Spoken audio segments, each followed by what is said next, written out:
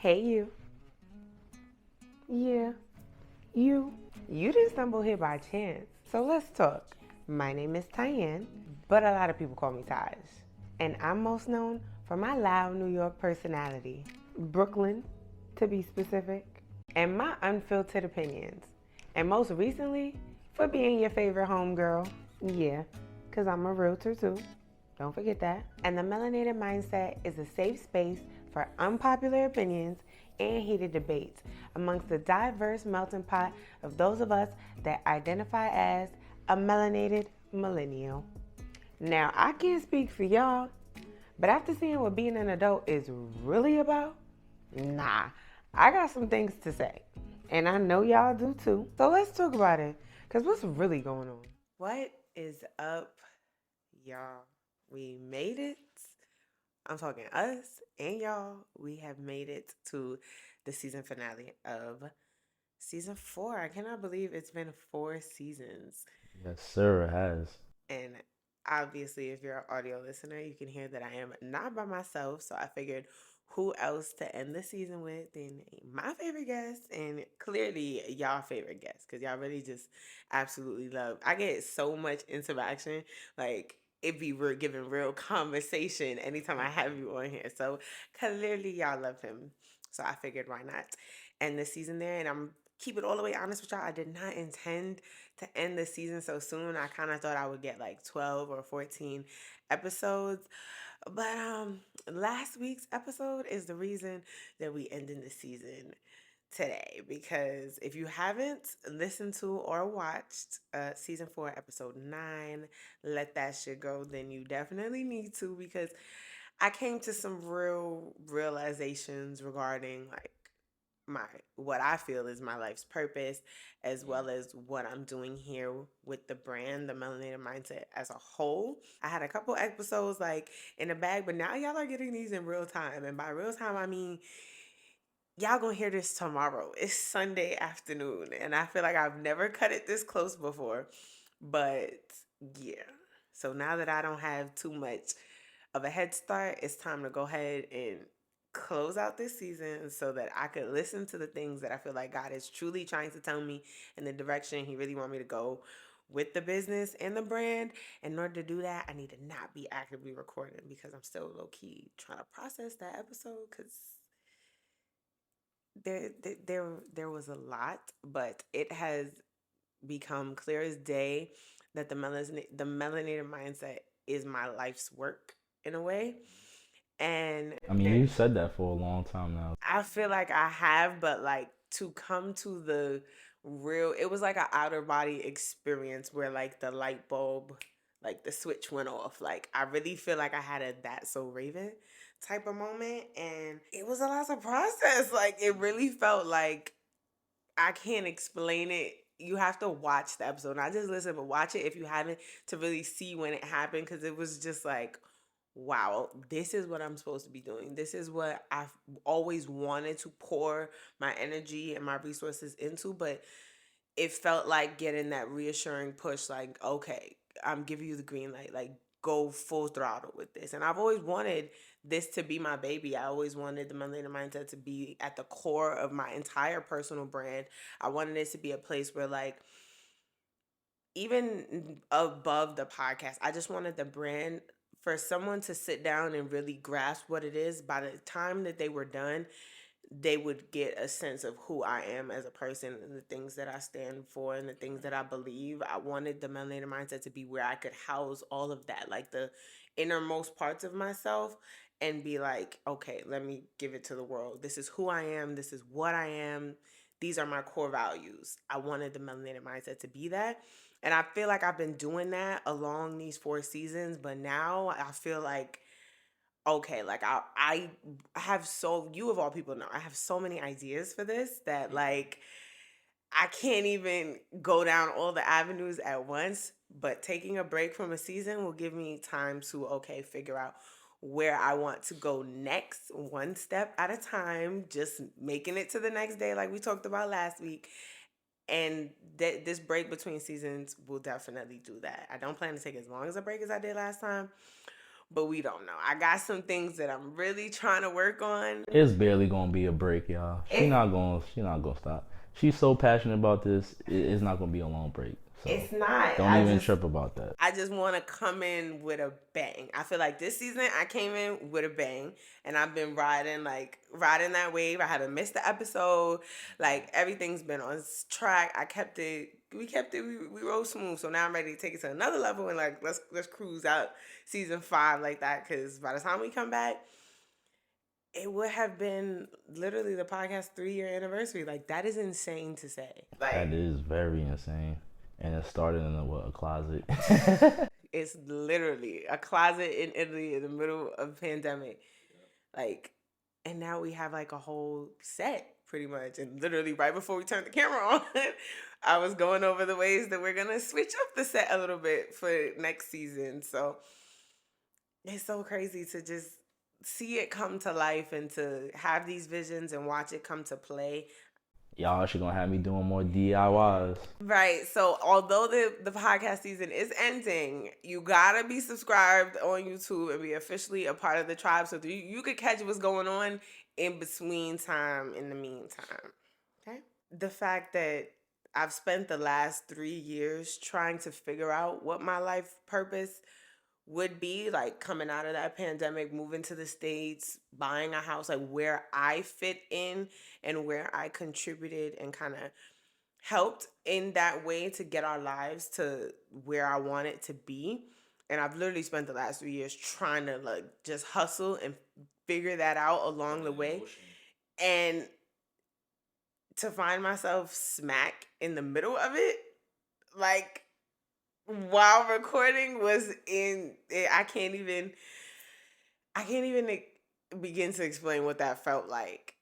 It just know it was very, very, very relieving, but also like, damn girl, I've been running myself ragged and I've really already been doing what I need to be doing. I just need to shift my focus to instead of trying to figure out the what I need to be doing, the why, like just focus on how you're gonna do it. And then once I do that, the rest will just it'll come. But I definitely need to decompress that with my therapist for sure. Speaking of therapy, I've been telling y'all all season that I was going to come and do a dedicated episode to my journey and kind of some of the things that I've learned along the way. And what better way to end the season than with some therapy gems? Like, come on.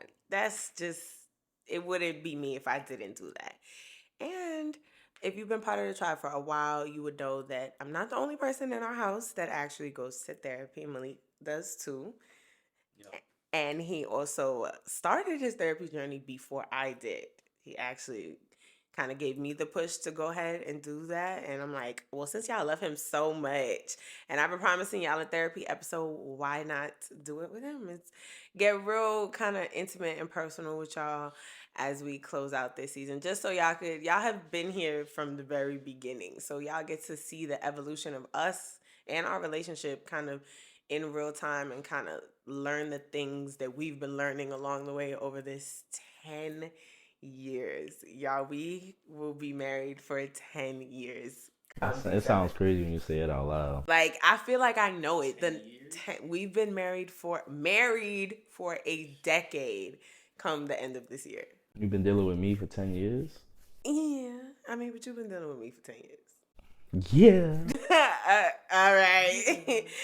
Anyway, if you're new here, if you're new here and you obviously couldn't be able to tell this is my husband, but besides that, if you want to kind of just know a little bit more about our backstory, kind of our love story, how we met, all that good stuff, refer back to season 1, episode 5, a real New York love story. Because if you couldn't tell from the intro and from the quote unquote accents everybody said we're from New York. You heard? Y'all know I've been kind of like starting every episode with a definition. So I decided to start this one with the definition of therapy. And therapy is described. I was actually very shocked by the textbook definition of therapy, but it's described as treatment intended to relieve or heal a disorder. A disorder? Yeah, for some reason, I don't know, that didn't really sit too right. Yeah, that last word jumped out to me. But I was shocked that was the actual definition. So, Tribe, I'm going to ask you, what did y'all think the definition of therapy was? Because I definitely did not think that was it. Like, they had me until the disorder, and I was like, oh. Wait a minute. But we're going to get into that in just a second. Y'all know me though. Never gonna miss the opportunity for a shameless plug. So, since this is the last episode, if you want to keep up with me kind of behind the scenes in real time, I promise I'm gonna do a better job now that I don't have to record of staying active on my socials. So, make sure that you follow me, quote unquote, in real time so you can kind of just keep up with me and see what DIYs I got him doing next because, yeah, there's a list.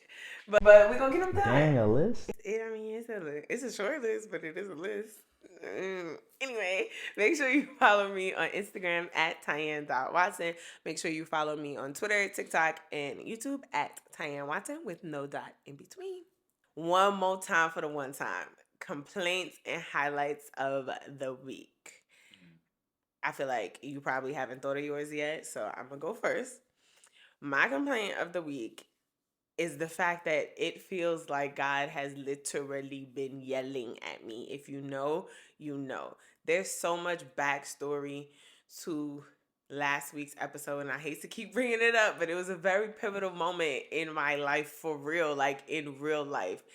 And ever since then, I have questioned so much. And ever since then, aka literally last week, it feels like God is just like, boop, boop, like it just hit me upside my head. Like, girl, why you not listening? Like, I asked for. So you're making a complaint to God? No, I'm. Okay, I just don't. All right. So my real complaint, I guess, within that is, you know how they be like, be careful what you wish for because you just might get it. So I've been asking for very clear and concise signs that I am on the right track and that I just need to keep going. And I feel like last week's episode, in the middle of recording that, was when that happened. But now I'm like, it feels like God has given me IKEA instructions. And what I mean by that is, it feels like I now know what I'm supposed to be doing and like where to put my energy and like where my life I'm supposed to contribute to this world. But I didn't get no how. So it feels like IKEA instructions where they just give you pictures and no words. He gave me the picture, which was the That's a Raven vision, like literally sitting right here. But there's no words explaining the gray areas, and I got mad questions that I didn't think I would have, because how I'm supposed to do that?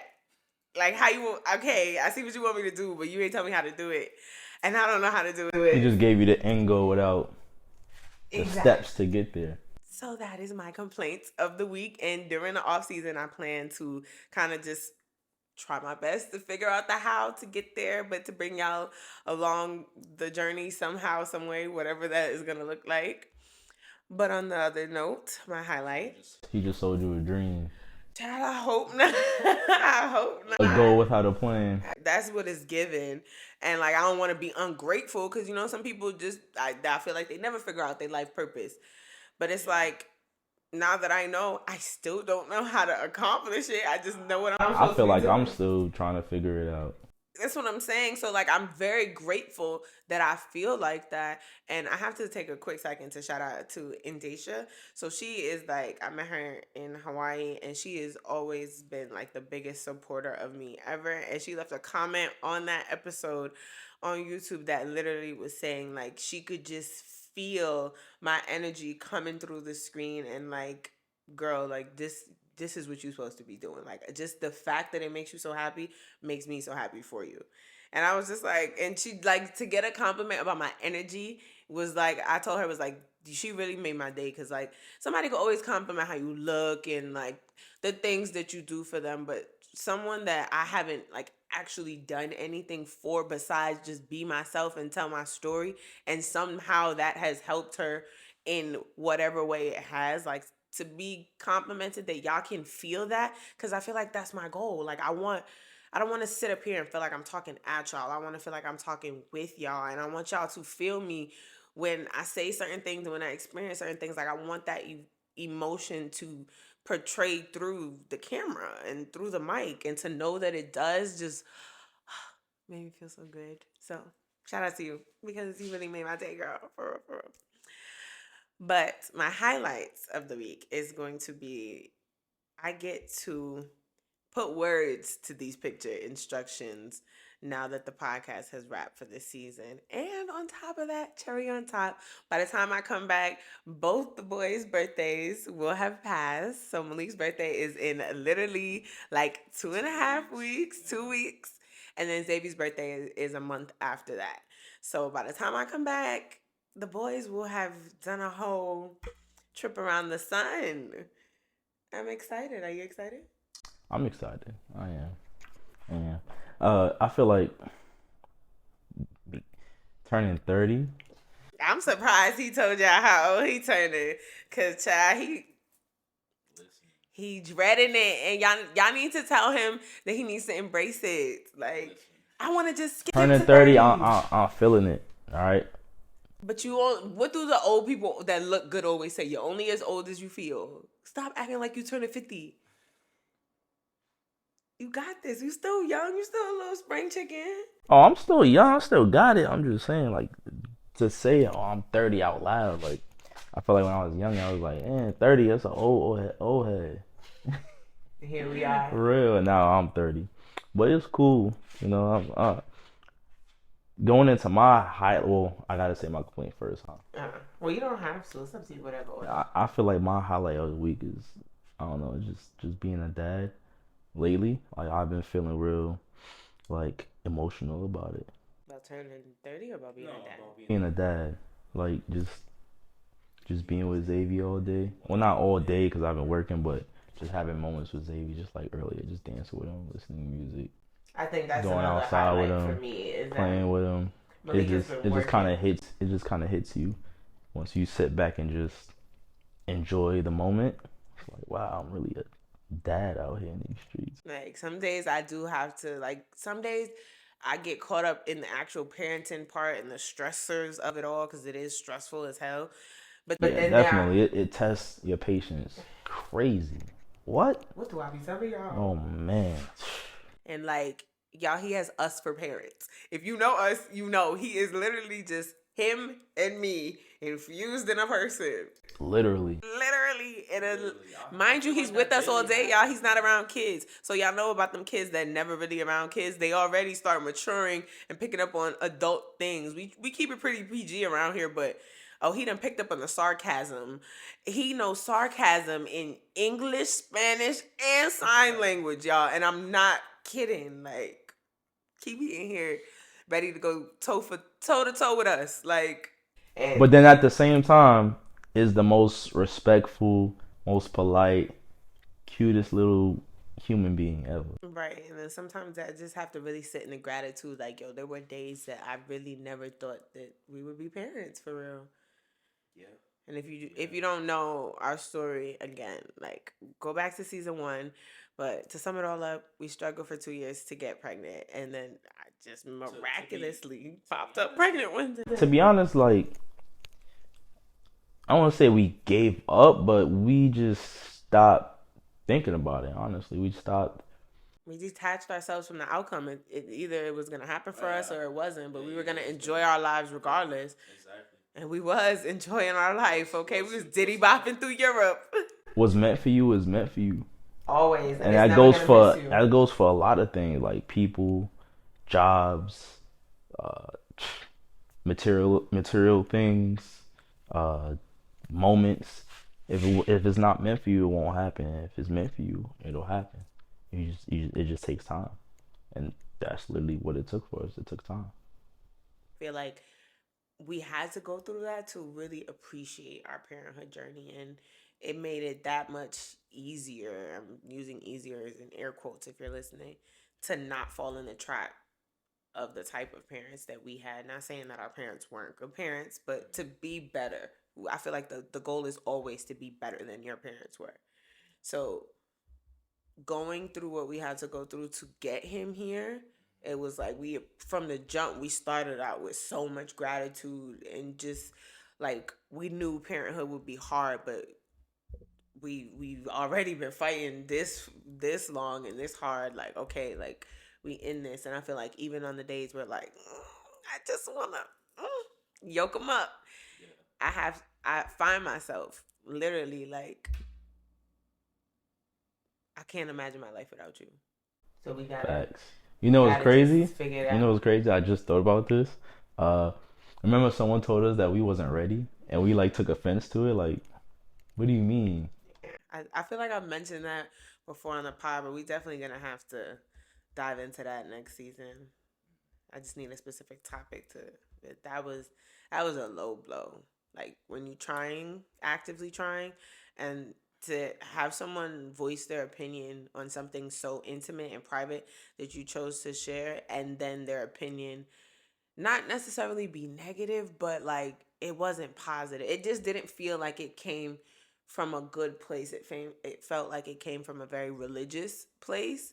And y'all clearly know our stance on that now in life. So at the time, it just rubbed me so the wrong way. And I just kind of let it rub off my shoulders, but I was definitely hurt on the inside. Like, Yeah. I took a little bit of offense to it too. I think because I think it was coming from a really religious, um, like it came from a religious place. But I think we looked at it in a negative aspect. You know, now thinking about it, it was like that person probably was right. yeah. I love the fact that we get to say that we enjoyed each other. A lot of relationships don't survive the kid, and I could see how now, had we not been as locked in as we have been, like we got just us two for 7 years of marriage, like enough to go through I can't imagine going through those first years of marriage and the first couple years of parenting. Those stages of life are equally traumatic, if you ask me. Like there's a lot that changes.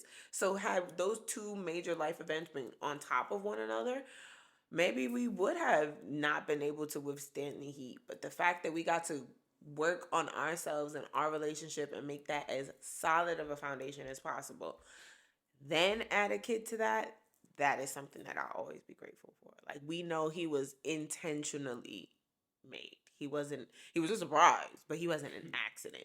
The timing was a surprise. Yeah, very much so. Because I had just come back from Amsterdam for the second time.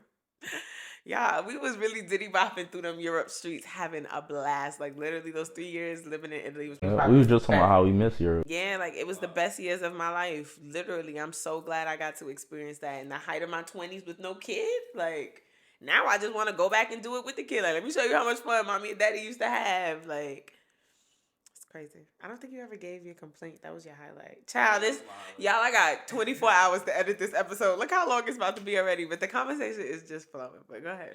So my complaint would be so lately what's been going around with like the Michael B. Jordan and the what's his name, Majors, I don't know that man name, but I know you're talking about. I think something Majors, Major something, I forgot I his don't name. know. But the actor from Lovecraft Country and who's playing the antagonist in Creed 3, Country Dude, whatever. Um, you know, it's been going around the internet that they're like, they seem so close that people are questioning, oh, it gotta be a sexual relationship, or it gotta be like a Hollywood trying to dehumanize a black man's image or whatever. And I'm like, why I gotta be all of that? You know what I mean? Why can't they just be really good friends? They both are really great actors, both coming up. He just Michael B. Jordan just directed a movie that he brought another black brother on. Like, Right, that why you gotta point out the life. negativity of I mean, their he was already on relationship? his Like, way, but if y'all don't know, I really wish I knew his name. I'm so sorry. But if y'all don't know his story, he was literally just homeless, like living in his car in hotels with his kid. His life has changed drastically quickly, and Michael can probably relate to that. Like he had a slow climb to success, but I feel like if you listen to him on the R&B podcast, like Michael was struggling too. So when your life change overnight like that, you really have compassion for the people that got you there. when you're already blown up, you feel like that person didn't struggle to get to their position. You're like, oh, that person, he just like it just came out of nowhere, which it didn't.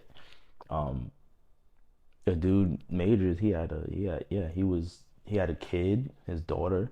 He was basically homeless, just living in a hotel. And I don't think people give people credit. Like, chasing your dreams already is so hard mentally, financially, physically. But to try to do that while you're taking care of another human being, ladies, if you don't have no kids and you have goals and dreams in life, this is your reminder to do that shit. Just start trying. Because as someone that is just now following her dreams while still a pretty new mom, it is a lot harder. Like, kids just make things that are already hard harder. Not impossible, but harder.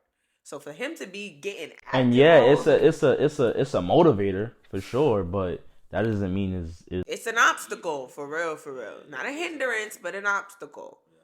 You gotta maneuver differently when you have a little person that you gotta feed and clothe, and they need clothes every time the season change. Like, you gotta hustle a lot different.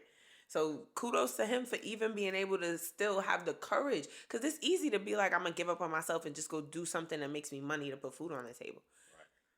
so to get back to the root of what my complaint is not even specifically for women, but just in general. Like, don't downplay like men's relationship with each other because it's part of the reason why men don't talk to each other now. You get Agreed. what I'm That's saying? Like, so on par with the topic for today's episode. yeah, like Men need an I outlet. They think deserve to be able to be friends with their friends. Like, girls be yeah, doing all type of stuff. they'd be like, oh, why are you hanging out with your boys, or why are you always checking on this dude or talking to this dude? You should be talking to me, or you should be doing that with me. Like, yes, you should be able to confide in your woman for sure, but at the same time, it's just like having that same sex conversation is just different, Somebody and different to relate to. it could still be like mentally pleasing for that person to talk to that person because you feel like that same sex will have gone what you've been through, and they know exactly where you come from because they most likely go through the same things. They can relate to a base level profile of your life. Being a black man, another black man can relate way better than I can. I never understood the women that really are just like, oh, like, you can't spend too much time with your friends. I'd be like, babe, did you check on so and so today? Like, yeah, like, I'd be encouraging that. Like, why do you want your man to only confide in you? But because then when y'all have problems, where does he go? And then when the relationship is bubbling and cracking because he doesn't have no outlet, but you got you and your girls and your group chat, you go out with your friends, but he can't go out with his friends. Like, relationships need room to breathe. How is it gonna grow if you stifle it? Like, Exactly, because then it's like putting a plant in a box. that man is only comfortable talking about his emotional feelings with a woman. So if he's not talking it with his woman, probably gonna talk about it with another woman. When he could have had his boy or his brother actually come in, confide in him, and open up and give advice and everything like that. But instead, you downplaying that relationship because it's another dude. If that makes sense. All right. So y'all know the vibes. We are at our Fendi fact of the day because I got one this week, y'all. Back to regular schedule programming. This week's Fendi fact is an excerpt from Revolt. Shout out to Diddy. And it's an article written by Bianca Alice. I don't know. Sorry. I don't know the last name. But the article is titled Fact Check. What percentage of black people go to therapy? And as always, very. As always, if you guys are ever curious to kind of read up on these stats yourself, I always link it in the description box of the YouTube video. So if you're an audio listener, you know where to find it. And it says claim. What percentage of black people go to therapy? And the findings state stats tell us that roughly 25% of black Americans seek mental health care, compared to 40% of their white counterparts, per a Harvard Medical School affiliate, McLean. That is the one who conducted the study. She says, we must understand where it comes from and why it is so ingrained in our culture. From hysterical misconceptions, we learn to ignore mental illness or to call it other things like stress or being tired. Additionally, mentioned in another study, it says that she estimates about 25% of Black Americans seek mental health care, registering that the root of mental health stigma amongst Black people can be traced all the way back to slavery. At that time, it was commonly thought that enslaved people were not sophisticated enough to develop depression, anxiety, or other mental health disorders. End quote. Survival tactics can be passed down generationally to aid persons in getting from one point to the next. Still, these lessons teach the collective to do just that: survive, but never really live. That was my own little spin on it. But before we jump into the flow, y'all know I got a call to action. If you are not subscribed on the YouTube channel, come on, you want to make your tribe membership official and it's free. So go ahead and pull up on me on YouTube. Make sure you hit that subscribe button. Make sure that you give this video a big thumbs up because we made it 10 episodes. That's 10 weeks. We haven't missed a single week. We've been giving y'all that good, authentic, and evolving content, which is really what I love. This season was so personal for me, but it just flowed so natural. It was the season that gave me the least amount of stress, even though it started with a lot of stress. But we've been cruising throughout this season. Literally, like everything is happening the way that it's supposed to happen. Yeah, so pull up, man. Right, because we would love to have you, especially if you've only been listening on audio. All right, we have officially got to the meat and potatoes of the flow. I promise we're gonna try not to keep y'all here too long, but I just got some questions I want to run through with you. Y'all, he gonna ask me before we press record. What's this episode about? Y'all know I don't be telling people. I give them the gist, but I like the conversation to flow naturally. I told him that we was gonna be talking about our therapy journeys, and he forgot until literally right before we press record. So my first question would be, how would you have defined therapy before you heard the official definition? Mm. I probably would have defined it as you just trying to answer questions that you can't figure out on your own. Mostly because I think at least that's what I see therapy as. Like, just like, why does this situation, or why do I feel so emotionally invested in this person, or why do I feel like this person treated me like this? Why do I think this person doesn't love me? Why do I think this person is angry with me? Things like that. Like, I'm trying to answer questions that I feel like I can't answer. Okay, I think I would say that my definition before I knew what it officially was would be a place that you go to seek professional help to understand your feelings. So, like for example, my therapist gave me like an emotions chart, and for some reason up until I had that chart, like I knew but I forgot that there were more emotions than just happy, sad, mad. Like yeah. She gave me an actual wheel that has those as like the core feelings, but then there's like other layers around it. If you guys have the chance, I highly recommend everybody to Google an emotion chart or emotion wheel.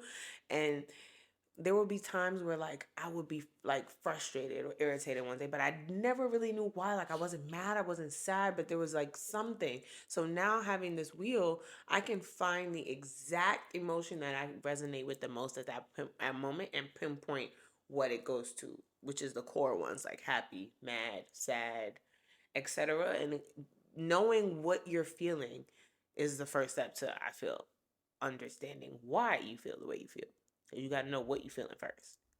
So I felt like therapy was a place that you go to get resources to do that. So like I went to a professional who gave me an emotion wheel that is now a tool that I can always refer back to whenever I can't quite understand how I'm feeling. But apparently it's to fix a disorder. Child, I ain't like that. So what shifted for you to even want to seek out a therapist? Felt like I wasn't in control of my emotions. They were just kind of doing their own thing, and I didn't know why.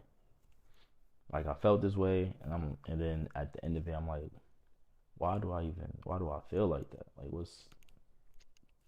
what's the issue? What's the disorder? You know? So I just made the choice to just go and try and figure it out.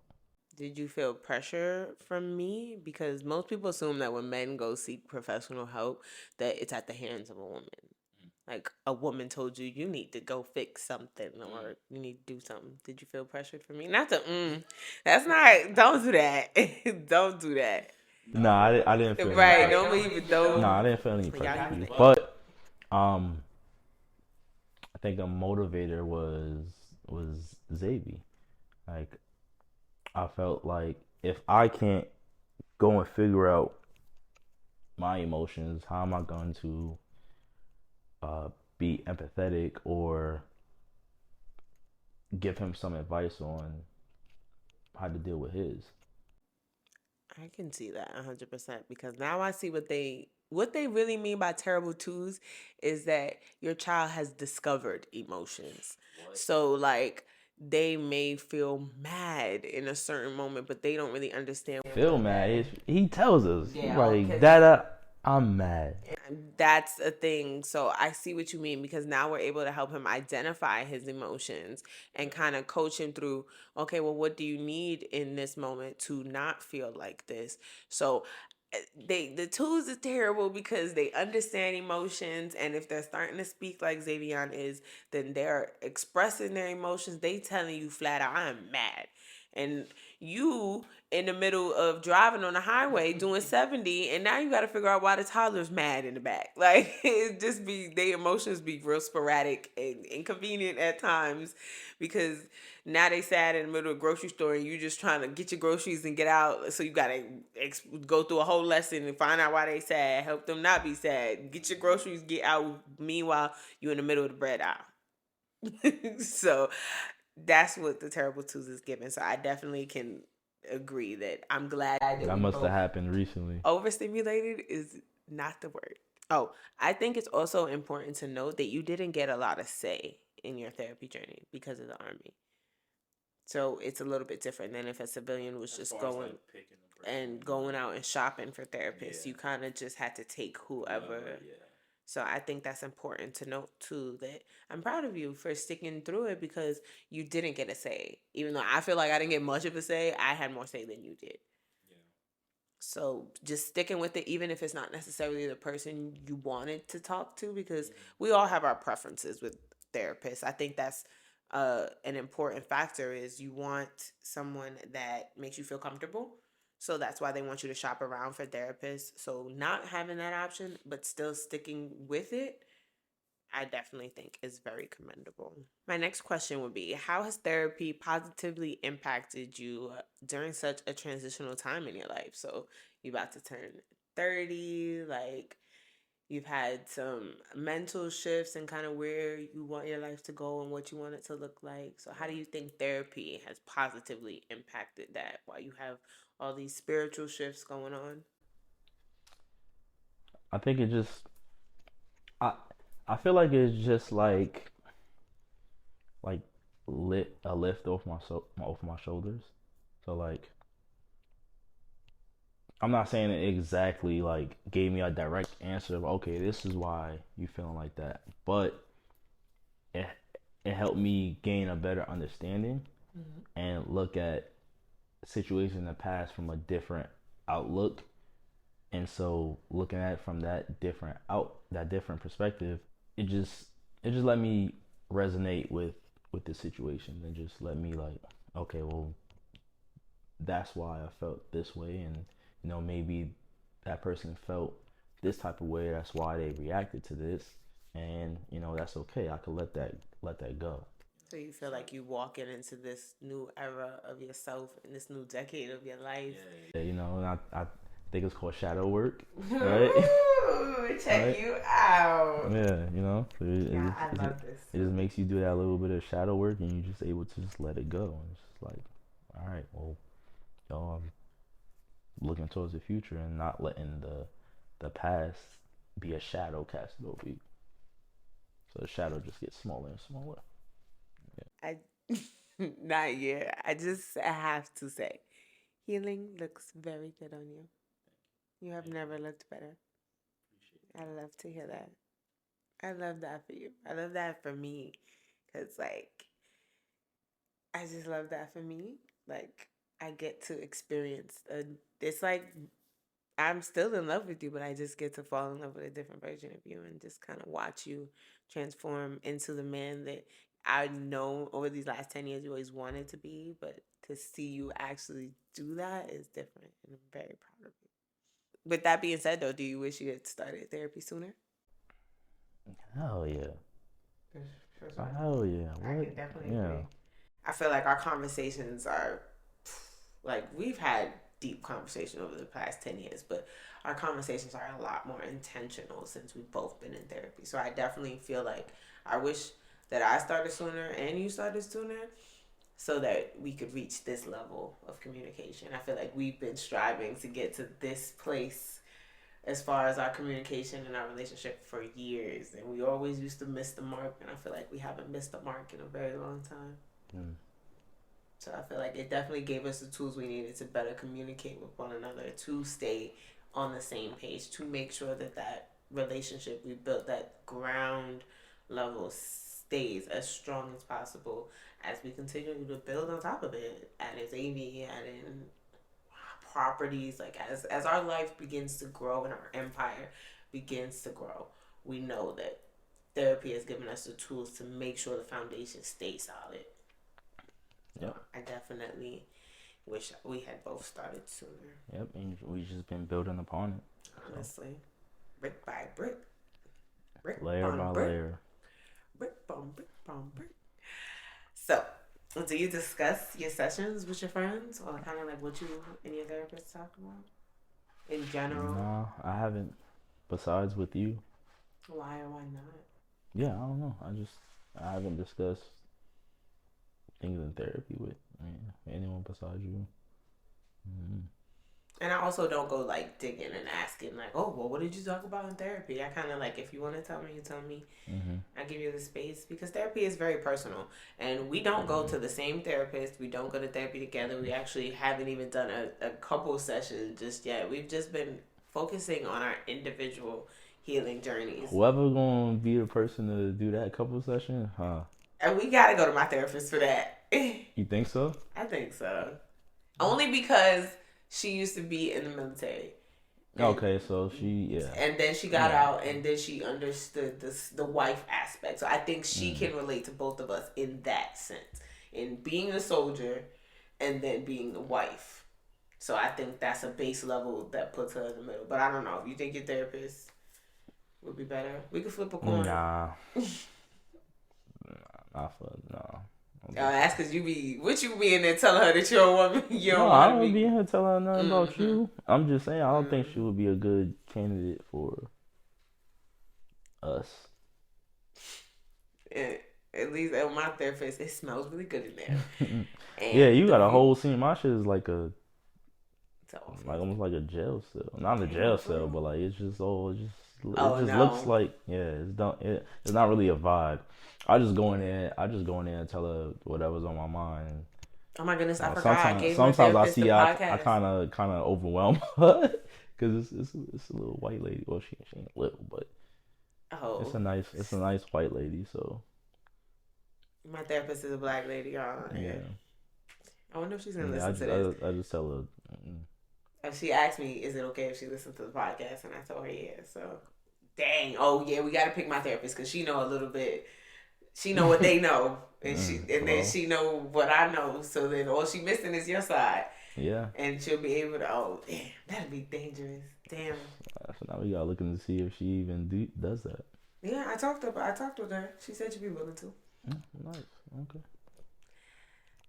Yeah, we will report back season 5. That'll be season 5 thing. Our first couple session and how that goes after being married for Oh 10 damn! years. Now she put a timeline on it. I'm just saying, like, might as well. But next question would be, how do you think our relationship has benefited from both of us being in therapy? Like, It benefit tremendously because I think it just kept elevating our communication. Because agreed, now that we understand ourselves, we could come back and understand each other better. agreed. Because therapy has taught me when to kind of reel myself back. Like, hold up, wait a minute. you might be tripping right now. Let me go Hmm. through, make sure, is it me? Or, yeah. Because if it's me, Exactly. like, hold up, let me fix myself and come back. And that's when you'll see me come back and be like, babe, if that sounded sarcastic, like, I didn't mean for that to sound like that. Like, I'll kind of double back when I realize, like, oh, it might be me right now. Hold up. I'm sorry. I didn't mean for that to sound like that. This Right. is really what I meant. And I think a lot of times it's like, we understand feelings more now. So like, if someone else is feeling aggravated or something, like we wait until we feel like that has gone through, and then we re-engage. Agreed. We kind of do give each other space to Instead of, feel our feels yeah, instead of without just taking it personal. I think that's exactly. a key thing that we've definitely learned because before I used to, like yesterday, I could tell that something was wrong. Hmm. And I'm like, before I would have immediately like felt some type of way, like, okay, well, why don't you? I'm your wife. Why don't you want to tell me what's wrong? Like, Yeah. but knowing what I know now and knowing what I know about how you kind of process your feels, I knew not to really poke at it because I'm like, no, something is for him to be walking around like this, something's not right. Yeah. And I So think I that's why think I my approached it a immediate lot more gentler. yeah, I think my immediate reactions would be like, why does she keep asking me questions? Just drop it. Like I'm dropping it, you just need to drop it. But instead it's like I need to just say what's on my mind and let it go. And I think we did a Just let really it good out. job of like nipping that full circle. Yeah, because Hmm. now that you said how you would have reacted, that's exactly how us 9 years ago would have reacted to something that was that small and that Yeah. it would have to you seemed like I was turning a situation that was about you and your feelings into something that was about me. And that, although that would not have been my intention, I could definitely see how it would have been taken that way versus how we handled it and how we were able to just kind of, you was able to tell me what was wrong, which I greatly appreciate. Hmm. I love when you do that. Yeah. So keep doing that. And before I just would have kept it in, like, yeah, I dropped it. So you shouldn't be And trying to then get it I out of would have me been when up I've all night with already an dropped attitude that because you got an topic. attitude that I got an attitude because you won't tell me what's wrong and I'm just trying to be your wife and figure out what's wrong so I can Yeah. make you feel better. Yeah. Damn. Wow, we have come a long way. We have come a very long way. Love that for us. Uh, What's next? why do you think, for many people, there's shame associated with wanting or needing help from a therapist? I think simply because it is looked upon as being in a weak moment. And that's the thing. Knowing what I know now, I think people see it as like, people see it, like you said, as a weakness when in fact it's a resource. Like, it's a secret weapon. It's not, It's a tool. yeah, that it only can help. Now, is it gonna feel like help every single session? No. Some days you're gonna leave out of there feeling kind of worse, or maybe just not better than when you walked in there. But you'll be asking yourself the questions you need to be asking yourself that you probably weren't before you went in there. So it's something that can only help you. And I feel like people feel shame because they feel like something is wrong with me. Yeah, either something is wrong with you, or it's like, wow, you're so pathetic that you can't figure out your feelings as a grown person. But there may be something wrong with you. Do you see the world we're living in? There's something wrong with all of it. If there's not something wrong with you, now I'm concerned because we are living on our second recession post pandemic. Like, if you are operating at your peak, I'm jealous. Number one, and number two, are you okay? Because the rest of us are not, and it's okay to not be okay. Is there anything specific that you hope to get from therapy? Because I can't speak for your therapist, but mine asked me what was my goal with therapy. I'm not saying I've met my goal because you can always improve on it, but my goal was just to understand my feelings from the inside out and just gain control over my emotions That's so crazy and because just to like not be so like stressful about or stressed out about things that um aren't that valuable in my eyes. You know what I mean? So I just want to I would just want to be able to sit back. I just want to be happy, pretty much. You know what I mean? Just be content with my life, and just to know that um, I'm doing what I can to be who I want to be. That's a really good purpose. I think it's crazy because my purpose for going is to relinquish control or the need to want to control the way that my life goes. So my goal is to just learn to just let things be and to just learn how to go with the flow and not let everything affect me so drastically. So if I had to say what would be my why, that would be my why as far as therapy, and to just kind of learn to live in the moment and to know that things are going to happen the way they're meant to happen, and that has nothing to do with me. All I can control is me. That's it. What is has been your biggest therapy takeaway so far? My biggest therapy takeaway. Give us a therapy gem, jewel that echoes in your head. Talk to me. What do you mean, like something specifically from therapy? Or something that you learned from therapy, a good lesson. I think what I learned from therapy. I mean, I'm pretty sure I always knew this, but know on what I didn't know this on what scale. Mm-hmm. But I think imperfection is perfect. So to me, that just means like nothing is perfect, and because nothing is perfect, that makes it that makes it perfect, because that's how things are supposed to be.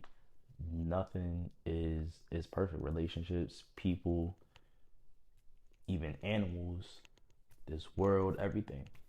Like nothing is just full circle perfection, no flaws. Everything has some type of flaw. And so you can't be stressed out about trying to be perfect or having that perfect life or a perfect spouse or anything. You just have to be able to and be willing to understand it. Period. Period. I think my biggest therapy takeaway would definitely be that healing hurts way more than it feels good. So, in order to truly heal yourself from the things that affect you the most, you have to dig back deep and put yourself back in that moment. And sometimes reliving those moments is not always the most pleasant, but you have to relive them through a different lens and to take a step out of how you felt and what was said and understand why did what was said make me feel the way I felt, or why was what was done, why did I feel like that? And like it has just allowed me to take everything and as regarding myself and my feelings and dissect it, because emotions stem from somewhere. So if I want to understand my emotions, I have to understand where they're coming from. Am I feeling the way I feel out of hurt, out of rage? Those type of things affect how I'm feeling. They're almost like a filter. So like, do I really feel like this, or am I really deep down feeling something else for something else that is now causing me to feel like this about this? Like, am I mad at Xavier in this moment for spilling something on the floor, or am I still sad about a conversation that we had earlier that has now forced me to have less patience? Therefore, now I'm mad about something small. It allows me to break my emotions down into And levels. be in control of them. Right. So I think that my biggest therapy takeaway is that healing is going to hurt. It's you're going to have to put that mirror up to yourself, because you can't just heal the things that people have done to you. You have to heal the things that you have done to yourself and understand the role that you play in your current situation and circumstances, because it's not always everybody's fault. We play a role in our own lives. So understanding yourself at your core and the parts of you that are not so pretty, the parts of you that you try to avoid and pretty much try to sweep under the rug. Understanding why that is the way it is and where it stems from, so that you can not be that ugly person deep inside. That's tough. Like for Not real. just healing the things that people have done to you, but healing the things you've done to yourself. That was tough. I think another thing that I've kind of learned from therapy, I've been sitting on these gems for a while, y'all. So let me kind of list them. I've been keeping up. But therapy also made me realize that there are things from your childhood that are so ingrained in your subconscious that you don't even know about until you find yourself in a familiar particular situation. So almost like deja vu.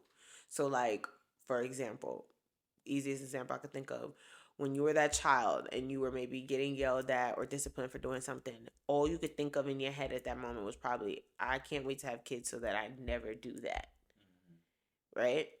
And then fast forward years later, you become a parent, you're in a situation where you're now the disciplinary of your child. And in like one moment, you snap out of it and think back to the person that you used to be on the other side as a kid. Like, I said I would never do that. And I didn't even realize I'm doing this until I'm in the middle of doing it. And you don't realize how ingrained certain things and events in your life, how they will affect you years later. You may think something that happened back then wasn't a big deal, that turned out has had a pretty significant impact on the way that your life has turned out thus far, even though in your eyes it wasn't that deep, it wasn't that serious, but it was serious enough where now you always seem to react or feel this type of way whenever you're in this type of situation because of something else that happened to you. So realizing that in order for you to heal, you literally got to start back as far as you can. You got to take it all the way back to your childhood and start dissecting it and understanding that you are the person that you are right now because of the things that that child endured or went through or heard or witnessed. Like everything, every part of your life as a child is why you're the adult that you are right now. That's a fact. So it makes me conscious of the fact that an environment that a child grows up in is so important because everything about that environment is going to dictate how that child grows up. It's going to be the mold. It's the beginning. And it's so much harder as the kid gets older to change that. So having good positive energy surrounding a child at all times, I realized through therapy, is extremely important because especially now as a parent, I never want to be the reason that Xavier is sitting on a couch 10, 15 years from now talking to a therapist because of situations or environments that I created around him. I never want him to have to heal from his relationship with me. So it just makes me very cognitive of the environment and the situations in which I put him in so that that's not a thing. Granted, I'm not going to be the perfect parent. There's always going to be stuff to complain about your parents. But just trying to be intentional and aware of things that I otherwise would not have been had I not went back and dissect. Like, okay, if I say I never want to be this type of parent, I have to make sure that anytime I'm in that type of situation, I am conscious to make sure that I react opposite of how I feel like I want to automatically react. I got to kind of go against nature a little bit and actively do my part in restructuring our what we have going on so that I'm not repeating the cycle so that I can actually break the cycle. If that makes sense. Like that was a lot, but it made sense in my mind. It makes sense. Man. Another thing that therapy's also kind of shed the light on is that therapy made my spiritual journey even more lonely than it already was. More Because lonely. yeah, because therapy allows me now. It's like it gave me a new pair of glasses. And it's like being on a spiritual journey, like I was already being an empath, I was already able to like feel other people's energy and emotions. But like now when you pile therapy onto that and like actively healing and being intentional about the things that you say and the things that you do, it makes you realize those around you that aren't. That's a fact. with but I'm finding it hard to find that balance and to not judging people because everybody is on their own journeys and on their own paces and paths, but just being in this era of my life as a healing black woman almost in her 30s, it makes me look at people around me and new people that come around me completely different because I don't resonate with certain parts of what maybe unhealed version of me did. So now I was already conscious of people's energy, but now like, okay, if you're not in a good situation, what are you doing to get yourself out of it, or are you just wallowing in that? You get what I'm saying? I want to be around people that are doing the best they can to be the best version of themselves. So I want people around me that are trying to heal, that are maybe looking for the tools versus people that are just not happy with where they are but not doing anything to change that either. So I think therapy really opened my eyes to see what everybody else has going on and kind of see without being like a therapist, and I'm not diagnosing anybody, but just you can see I when think it someone, just it helps you read people better. yeah, because you can see the people that are you just complaining about your situation?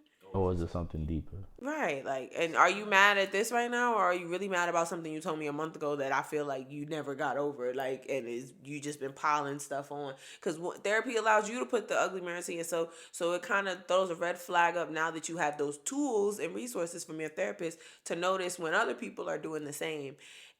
That's why I asked you talk with your boys about your sessions, because I find myself anytime me and my friends are talking about anything, like it'll anytime something remotely feels similar to like a situation I had that I may have brought up with my therapist, I'll just share what she told me with them. And like for example, I shared something with one of my friends, and like that's really stuck out to her.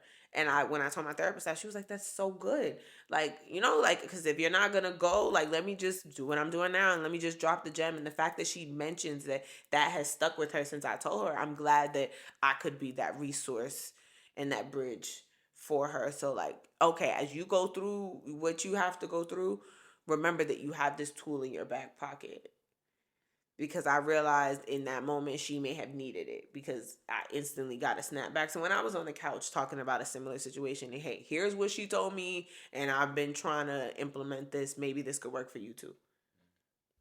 So that's what I mean by it. Just allows me to see what people got going on, and it just makes it real lonely because now it's even like I always talk about wanting to expand the physical tribe, but now it's like, are you healing? Or what's going on?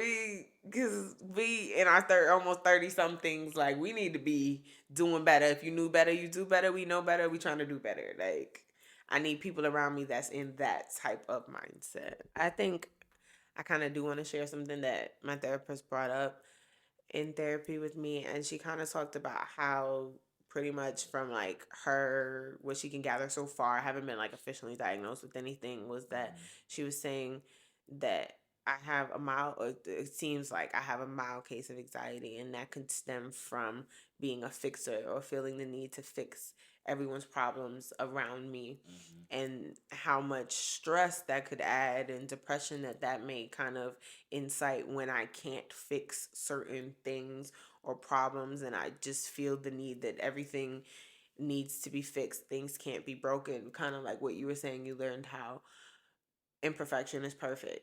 So that's kind of what I'm working on, because she realizes that I feel the need to, if someone around me has a problem, I want to help them solve it, even if they didn't ask. And that's a problem for me, because as someone who's an empath and as someone who is also a very tech, You're burdening yourself with someone else's emotions. exactly, especially as someone that can feel those other people. So when my friends call me stressed out, now I'm stressed out. And now I'm stressed because I need to help you not be stressed. But then there are times where like they get off the phone not stressed, and that's great for you, but now I'm stressed, and now my brain's going a mile a minute while I try to help you figure out your problems. And then when people don't use my suggestions, I get upset because I have now exuberated so much energy into trying to solve this problem. And what the hell do you mean that you're not? I gave you at least 3 solutions and you did none of them. So what? But she had to make me realize did they ask for solutions or did you just go out your way to offer them? And I had to realize I do that a lot. I offer solutions to people's problems, and when they don't take it, I get mad. So I had to I think I spoke about that on episode 8, Soul Sisters, when I had my best friends on here.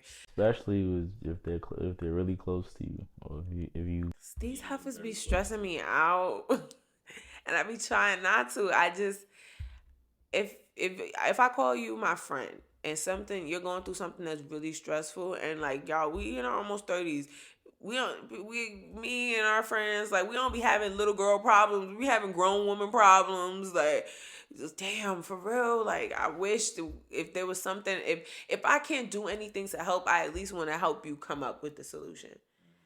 But I have stopped doing that. And I've even taken it a step further, and it's gonna sound bad, but like now you just casually ask people like, "Hey, how you doing?" Like I stopped doing it because I don't got it for you to say. What if you say, hey, I ain't doing so well, and now you trauma dumping on me, and now boom, I have to take that energy on and walk around with it. right, and then she had me in the crib. I'm like, well, what the fuck did I do? And I'm learning not to do that. I just unfortunately stress him out too by telling him what's going on and being stressed that I can't help and that I can't come up with a solution. And she be so passionate too, and I was just like, okay. That don't got shit to do with us. That's what it be given. And I understand you're passionate about this, yes, and I understand the situation, and you know that's crazy. That's crazy, but you know, we here and we're good, so let's let's stay good. I'm working on it. Like it just honestly, therapy taught me that I'm not a damn therapist because I don't know half the shit she know, and she helped me learn shit. So I am not. I can't be the therapist to my friends. Somebody gets paid and is highly qualified to help people solve their problems, and it's not me. So now I just respectively, I'm that friend now that I talk about my sessions because I want them heifers to go see therapists. I want all of us to go see therapists. So that takes a stressor off of relationships when you don't have to be the person constantly helping someone deal with their trauma. And to a certain extent, if that's your friend, if that's your spouse, that's your job to kind of help them feel their feels, but it's not your job. And I had to realize it's not my job to heal anybody's traumas. I'm not qualified for that. I got my own damn traumas that she got me not even knowing I had, that I'm trying to solve. So I can't help nobody. What I can do though is tell you to go on therapyforblackgirls.com like I did and find a therapist for free. That's what I can do. Cause I feel you, sis, but I'm not qualified to help you with this situation. And there are people. I was about to say let me help you find them, but that's me doing it again. But here's the website, do with it what you will, type of thing. And I'm learning that. And just like that, we are at our last word of the week. We made it after a lot of rambling. And who knows? But we only got 20, camera's 22%. So we've been up here for a minute. This week's word of the week, if you have one, I'll let you give one too. But I picked self-awareness because if you truly want to heal yourself, the first step is to understanding the role that you play in your own suffering. And that's kind of what we talked about earlier. Because sometimes it's you. Just like sometimes it's me. And just like sometimes it's him. Like we all have to acknowledge. Sometimes, Sometimes what? sometimes it's me. Sometimes. What do you mean? Like I said, sometimes it's him too. And either way, regardless of who's responsible, accountability is a requirement for true healing. You cannot heal yourself if you're not taking accountability for the role you play in your own suffering. Because at some point, even if you didn't do it, you allowed it to continue. You didn't put those boundaries in place, and that's not no one else's fault but yours. That's not me throwing hella blame. That's me encouraging you to take accountability. There's no way you can navigate this human experience without some level of honesty. And you can't be honest with others if you're not honest with yourself first. And That's a fact. once you get to that place, real self-aware and intentionally conscious place, just remember that those who are awake do not judge those who are asleep. I have to literally remind myself of that all the time, and finding that balance and not judging people for where they are, but just kind of understanding where they are and understanding that they just may not be able to come with me to the next stage in my life. And once you notice the patterns and the people around you that no longer resonate with you, you kind of set your boundaries and you move accordingly. And while finding peace in knowing that they just aren't there yet, and that's okay, because we're all not going to be uh, in this race going the same pace. But understanding where you are and what pace you're running at, so you know who you need to your left and to your right. Knocked it out the park. I tried. And with that being said, I literally cannot end season 4 without thanking you guys for watching and you guys for listening. And just thank you for such a transformative season. Season 4, like I said, is really personal to me because y'all got to hear real life healing and growth in real time. And like this season, I put my heart into this season and hopefully it shows. But I feel so much goddamn better knowing that I really gave season 4 my all. And thank you guys for accepting me, my thoughts, and my opinions wholeheartedly. And as much love and light that y'all pour into me, I plan to give it all right back to y'all in season 5 and every season thereafter. And if episode 9 of this season did not make it clear, we are literally just getting started. I am coming back bigger and better the next time y'all see me. We Yes, we coming in with a bang. If everything goes accordingly, we coming in with a bang next season, just like we did this season. But we taking it up even more. I might even taking it up 2 notches if I could pull off what I'm trying to pull off. But until then, we will see y'all in season 5. Peace, y'all. Peace. Cue outro one more time. And on that note, if you made it this far, thank you for kicking it with me and chopping it up with me. I appreciate each and every one of y'all. The love and the support, it never goes unnoticed or unappreciated. And if you want to join the conversation in real time, make sure that you're following me across all social media platforms at Tyanne Watson. But more specifically, make sure you're following me on Instagram at Tyanne.Watson, because that's where I'll post all of the polls, all of the questions, and conversation starters. That's also where you guys can expect to see sneak peeks and previews into the episodes to come. We on a new season and we on a new level. This gonna be one hell of a ride. I hope y'all are ready. Until then, I'll see you, same time, same place next week for another Melanated Monday. And remember, the goal is to be good and do good. Until next time, peace, y'all.